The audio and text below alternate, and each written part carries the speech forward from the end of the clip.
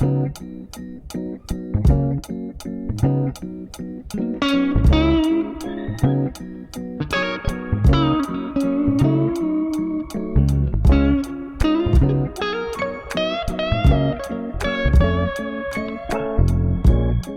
name is Andrew Kemp, and I'm from the San Carlos Reservation. A little bit about space. We started on a coffee cart and kind of grew into a bigger space, and then it was about 275 square feet.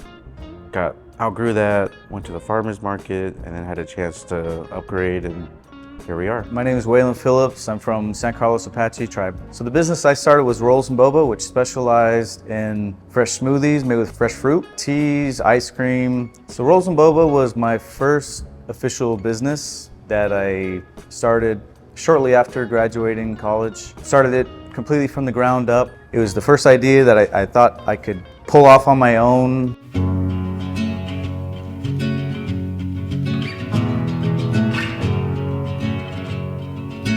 So I'm really good at problem solving and making sure that I have enough for the shop to make it the best that it can. But to take the next step is always the hard step. Going to school if you can for it, that helps out.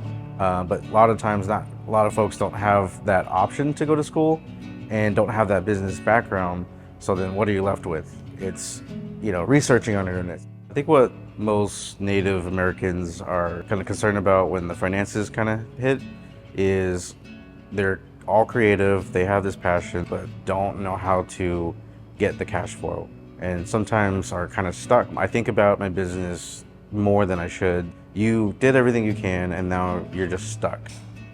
So being stuck is not a fun thing to take home, especially when you're having to figure things out, shut that part off, and then maybe you have to do a couple more things to keep it going. So the process of getting funding, I had already been denied so many times by the previous applications I had put in at some of the big known banks. All of them, it was like an immediate denial. I don't even know if they even really looked at my business plan or what.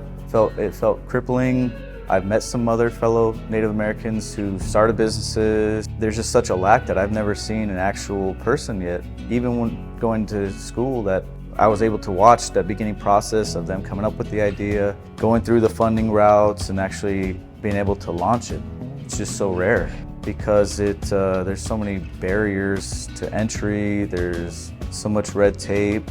It seems like so many of us natives, because businesses are so difficult and daunting and the financial needs, a lot of us aim kind of smaller. A lot of times we recycle some of the same small ideas, and there's nothing wrong with that. But I know there's Native Americans out there that want to start much larger businesses, corporate, these different services, and I don't see it. I wish some of us natives would aim larger, and I know they want to. It's just, I think, holding us back the financial needs that are on us right now. So I'd like more investors and banks to provide the resources and hopefully the funding that we need to start some of these even bigger businesses that we want to.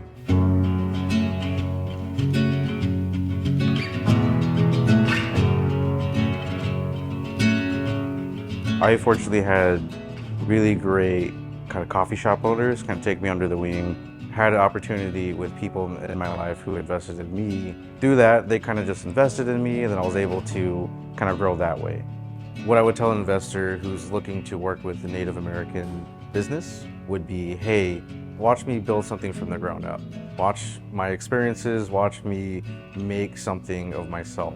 Watch them from the ground up, watch where they take it, and then you have a part in that. So it's super important. So when I got the approval letter, that was a memory that I'll forget. I had already applied to all these big banks. All of them, it was like an immediate denial. I don't even know if they even really looked at my business plan or what. Everybody said it wasn't going to be possible. You're not going to be able to do it. You're a first-time business owner. Nobody's going to fund a restaurant. You don't have the capital, blah, blah, blah. And when I got that approval letter, I was just like, all right, just from this email alone, my life has changed. Everything's going to be different going forward. Time to go. To a reluctant business investor that wants to fund a business and see the return and make a difference for somebody, I would tell them to absolutely Look through the business plans of a Native American. Trust your gut, meet that person, see if it's a good fit for yourself. You know, sometimes they have a little bit less capital, whatnot, but they need you. They need your support. So the investors that helped fund my business, Rolls and Boba, I definitely owe them a great appreciation. Without them, it wouldn't have been possible.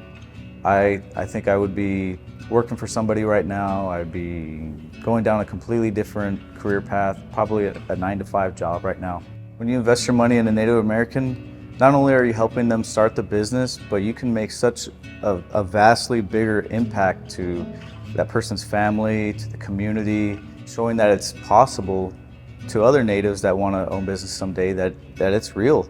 A lot of us feel that, you know, investment's not an option. They feel like getting a loan is not an option. If you want to invest in a business, look towards Native Americans. You're helping the community far more than you may even realize.